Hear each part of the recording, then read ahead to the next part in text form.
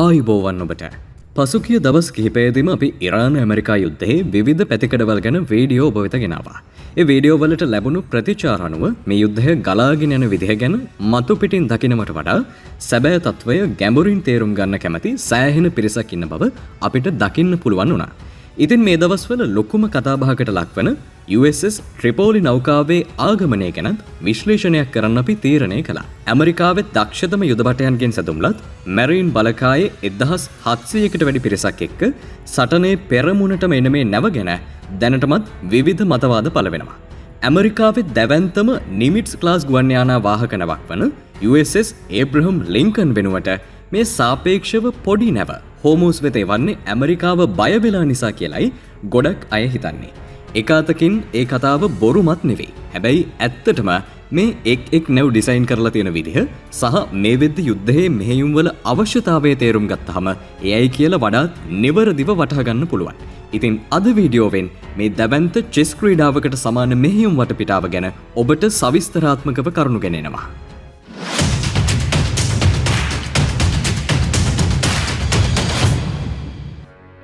අංක 1 යුද්ධයේ වෙනස් වන දිශානතිය සහ මෙහෙයුම් තත්වය. ඉරානය සහ ඇමරිකාව අතර යුද්ධය මේ වෙද්දි ප්‍රධාන වශයෙන්ම හෝමූස් සමුද්‍ර සන්ධිය පැත්තට බර වෙලා කිව්වොත් වැරද්දක් නැහැ. ඇමරිකාවේ සහ ඊශ්‍රායලයේ ප්‍රහාර හමුවේ ඉරානයේ නාවික හමුදාව සහ ගුවන් හමුදාවත් ගුවන් ආරක්ෂක පද්ධතිත් සම්පූර්ණයෙන්ම වගේ විනාශයට ලක් වෙලා තියෙනවා. ඉඳලා හිටලා යම් ප්‍රහාරයක් එල්ල වුණත් ඇමරිකාවට හෝ ඊශ්‍රායලයට ඉරාන අහසේ මෙහෙයුම් සිදු කරන්න කිසිම බාධාවක් නැති තරම්. මේ වගේ පසුබිමක ඉරානයේ සතුව දැන් තියෙන යුද බලය ප්‍රධාන වශයෙන්ම මිසයිල සහ ඩ්‍රෝන යානා පැත්තට බර වෙලා. ඔවුන් කලාපයේ රටවල් ගණනාවකටම ඒවා යොදාගෙන ප්‍රහාර එල්ල කරනවා. හැබැයි ඉරානයේ ප්‍රබලම තුරුම්පුව තමයි හෝමූස් සමුද්‍ර සන්ධිය. ඒ හරහා ගල්ෆ් රටවල ආර්ථිකයට විශාල බලපෑමක් මේ වෙද්දිත් එල්ල වෙලා තියෙනවා. ඇමරිකාව පැත්තෙන් ගත්තත් මේ වෙද්දි යුද්ධයේ ප්‍රබලම අරමුණ හෝමූස් විවෘත කිරීම බව පැහැදිලි. ඇමරිකානු ජනාධිපති ට්‍රම්ප් හෝමූස් විවෘත නොකරොත් ඉරානයේ බලශක්ති ජාලය විනාශ කරන බවට දැනටමත් නිවේදනය කරලා පවා තියෙනවා. ඉතින් මේ අරමුණ තේරුම් ගැනීම USS ට්‍රිපෝලි සටනට ගෙන එන්න හේතුව තේරුම් ගැනීම සඳහා අතිශය වැදගත්. අංක 2 එයාර්ක්‍රාෆ්ට් කැරියර් එකක මෙහෙයුම් ක්‍රමවේදය.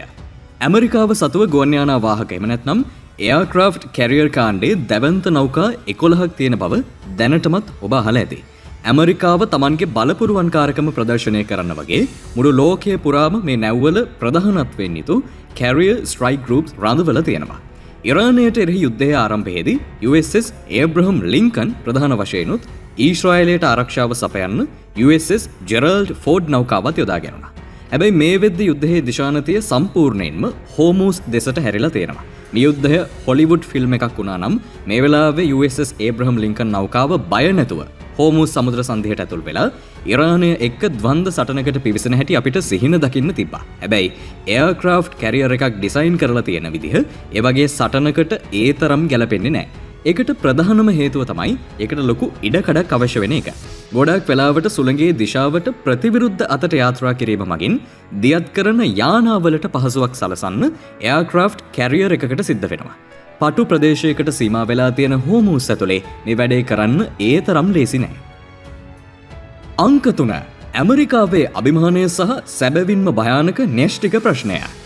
එයාර්ක්‍රාෆ්ට් කැරියර් එකකට හෝමූස් ඇතුළට යන්න කලින් තව හිතන්න දෙයක් තියෙනවා. එයාර්ක්‍රාෆ්ට් කැරියර් එකක් කියන්නේ ඩොලර් බිලියන 13කට වැඩි ඇමරිකාවේ අභිමානයේ මුදුන් මල්කඩක් වගේ. නාවිකයන් 5000කට වැඩි පිරිසක් එක්ක ඒ වගේ එකක් විනාශයකට ලක් වුණොත් ඇමරිකාවට සිද්ධ වෙන නින්දාව හිතාගන්න අපහසු තරම්. ඒ නිසා හැකි තරම් එතනට නොයා ඉන්න ඔවුන් උත්සාහ ගන්නවා. හැබැයි ඊටත් වඩා තවත් සැබෑ යථාර්ථයක් තියෙනවා. ඒ තමයි මේ නෞකා න්‍යෂ්ටික බලශක්තිය භාවිතා කරන එක. හෝමූස් සමුද්‍ර සන්ධිය විවෘත කරන්න ඇතුල් වෙන USS ඒබ්‍රහම් ලින්කන් නෞකාව ප්‍රහාරයකට ලක් වෙලා විනාශ වුණොත් ඒක එතනින් නවතින්නේ නැහැ. අවට මුහුදු ප්‍රදේශය සම්පූර්ණයෙන්ම විකිරණශීලී වෙලා මහා දැවැන්ත ව්‍යසනයක් සිද්ධ වෙන්න පුළුවන්. කොටින්ම හෝමූස් සමුද්‍ර සන්ධිය චර්නෝබිල් වගේ ශතවර්ෂ ගණනාවකටම වසා දමන්න සිද්ධ වෙන්න පවා පුළුවන්. ඉතින් මේ කාරණා දෙකම නිසා හෝමූස් තුලට USS ඒබ්‍රහම් ලින්කන් ඇතුල් කිරීම මෝඩ වැඩක්. ඒකට විවෘත මුහුදේ ඉඳගෙන Tamanගේ මෙහෙයුම් වඩාත්ම හොඳින් ඉටු කරන්න පුළුවන්. අංක 4 මූණට මූණ ගහගන්නම හදලා තියෙන සෝල්ට් ෂිප් එකක් යැවීමේ වාසිය. කලින් කොටස් දෙකේ කතා කළා වගේ එයාක්‍රාෆ්ට් කැරියර් එකක ප්‍රධානම කාර්යභාරය වෙන්නේ සටනට නායකත්වය දෙමින් පසුබිමින් කටයුතු කරන එක. හැබැයි USS ට්‍රිපෝලි කියන්නේ assault ship එකක්.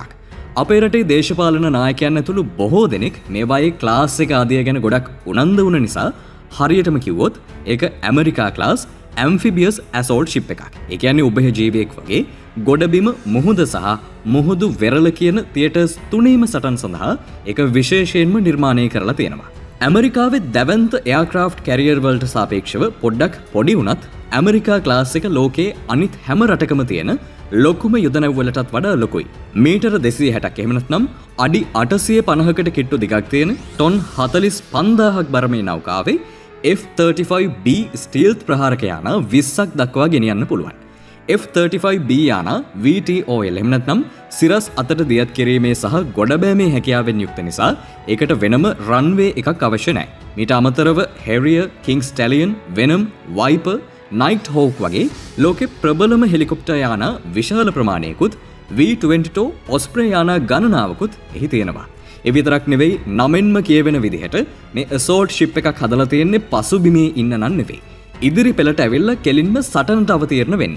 ඉතින් හෝමූස් වගේ පටු වෙරළහසන්න ප්‍රදේශයක මෙහියුම් දෙයක් කරන්න වඩාත්ම ගැලපෙනවා. ඒක ගෑස් ටර්බයින වලින් ක්‍රියාත්මක වෙන නිසා විකිරණශීලී අවදානමකුත් නැහැ. අංක 5 ක්වීන්ගෙන් පරිස්සම් කරගෙන රුක්ගෙන් ගේම ගහනවා වගේ වැඩක්. ඉතින් ඇමරිකාවේ මේ අලුත් මෙහෙයුම තේරුම් ගන්න තියෙන හොඳම ක්‍රමය තමයි ඒක ලෝකයේ දැවැන්තම මිල අධිකම චෙස් ක්‍රීඩාව කියලා හිතන එක. ඇමරිකාවට මේ ගේම් එකේදී USS ඒබ්‍රහම් ලින්කන් කියන්නේ චෙස් ක්‍රීඩකයෙක්ට තමන්ගේ ක්වීන් වගේ.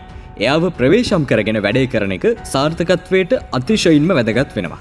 ඒ වගේම ක්වීන් බෝඩ් එකේ අනික් පැත්තට ගිහින් කරන වැඩවලට එච්චර සුදුසු නෑ. තමන්ගේ පැත්තට වෙලා ඉඳමින් අවශ්‍ය අවස්ථාවලදී විතරක් බෝඩ් එකේ ඕනිම කෙලවරකට ගිහින් සතුරාට පහර දීලා නැවත එන එකයි ක්වීන්ගේ කාර්යභාරය වෙන්නේ. USS ට්‍රිපෝලි කියන්නේ හරියට රුක් කෙනෙක් වගේ. චෙස් බෝඩ් එකේ අතිශයින්ම වැදගත් ඉත්තෙක් වුණත් එය ක්වීන්ට සාපේක්ෂව බිලි දෙන්න උනත් පුළුවන්. එහෙම නැත්නම් එක්ස්පෙන්ඩබල් ඇසට් එකක්. රුක් කෙනෙක්ට අනෙක් ක්‍රීඩකයාගේ පැත්තේ ඇතුළටම ගිහින් උනත් පහර දෙන්න ක්වීන්ට තරම් බය වෙන්න දෙයක් නැහැ. ප්‍රවාහනය කරන ගුවන් යාන ආදියත් එක්ක සමස්ත වටිනාකම බැලුවත් ඩොලර් බිලියන 5-6ත් අතර වෙන USS ට්‍රිපෝලි එක ප්‍රහාරයකට ලක් වෙලා විනාශ වුණත් ඇමරිකාවට ඒක ඩොලර් බිලියන 20කට අධික USS ඒබ්‍රහම් ලින්කන් එක තරම්ම දැනෙන එකක් නැහැ.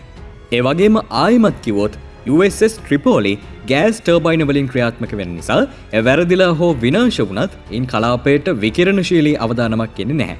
මේ නිසා මේ දැවැන්ත ගේම් එකේ අරමුණ වෙනුවෙන් බිල්ලට දෙන්න වුණත් අර තරම් බයක් නැහැ. අංක 6 සැබෑම අරමුණ කාග්දූපත හෝ ඉරානය ගොඩබිමින් ආක්‍රමණය කිරීමද? මේ වෙද්දී ඉරානයට එල්ල කරන ප්‍රහාර ප්‍රධාන වශයෙන්ම කලාපයේ සහ ආසන්න රටවල හමුදා කඳවුරුවල ඉඳලා දියත් කරන බෝම්බ හෙළන යානා මගිනුයි සිද්ධ වෙන්නේ. හැබැයි ඒ සියල්ලටම දෙපැත්තට පැය කිහිපයක් බැගින් පියාසර කරන්නත් අතරමඟදී අහසේදීම ඉන්ධන පුරව ගන්නත් සිද්ධ වෙනවා. ඒක ඇත්තටම ගොඩක් සංකීර්ණ වගේම මිල අධික වැඩක්. USS ඒබ්‍රහම් ලින්කන් සතුව තියෙන විවිධ ප්‍රහාරක යානාවලට උනත් මේ ගැටලුව තියෙනවා. මොකද විවෘත මුහුදු කලාපයේ ඉඳලා ඉරානය තුලට පියාසර කරන්න ඕන් කිලෝමීටර 100 ගාණක් ගමන් කරන්න ඕනි. හැබැයි USS ට්‍රිපෝලි සාර්ථකව හෝමූස් සමුද්‍ර සන්ධියට ඇතුළු වුණොත් ඊට පස්සේ එය තිබෙන්නේ හරියටම ඉරාන මුහුදු වෙරළේ වගේ. කිලෝමීටර 100කටත් අඩු දුරක ඉඳගෙන ඉරානයේ ඉලක්කවලට ෂණික ප්‍රහාර එක දිගටම දියත් කරන්න ඒකට හැකියාව ලැබෙනවා. මේ කෙටි දුර නිසා ට්‍රිපෝලි සතු දැවැන්ත ප්‍රහාරක හෙලිකොප්ටර් බලයනියට උනත් ඍජුවම හෝමූස් සමුද්‍ර සන්ධියට ආරක්ෂාව සපයන්න හැකියාව ලැබෙනවා. හැබැයි USS ට්‍රිපෝලි සතුව ඊටත් වඩා වැදගත් සම්පතක් තියෙනවා. ඒ තමයි ඕනෑම යුද මෙහෙයුමකට ඔට්ටු ලෝකේ හොඳම පුහුණුවක් සහිත මැරීන් බලකාය 1700කට වැඩි පිරිසක් එහි සිටීම. ඉරානයට මේ තරම් කිට්ටුවෙන් නිද්දේ ඔවුන්ව පැයකට අඩු කාලයක් තුල කාග් දූපතට හරි ඉරාන වෙරළ තීරය අල්ලගන්න හරි අවශ්‍ය නම් ඉරානයේ ප්‍රධාන ගොඩබිම ඇතුළටම ගිහින් මෙහෙයුම් දියත් කරන්න හරි හෙලිකොප්ටර් මගින් යෙදවීමේ හැකියාව තියෙනවා. ඉතින් එහෙමනම් බොහෝ අංශවලින් බැලුවහම මේ හෝමූස් විවෘත කිරීමේ සහ යුද්ධයේ අන්තිම සටන දියත් කිරීමේ අරමුණු වලට USS ට්‍රිපෝලි වඩාත් හොඳින් ගැලපෙන්නේ ඇයි කියලා දැන් ඔබට වැටහෙනවා ඇති. එහෙමනම් තවත් මේ වගේම දැනුම පිරුණු වීඩියෝවකින් අපි නැවතත් හමු වෙමු.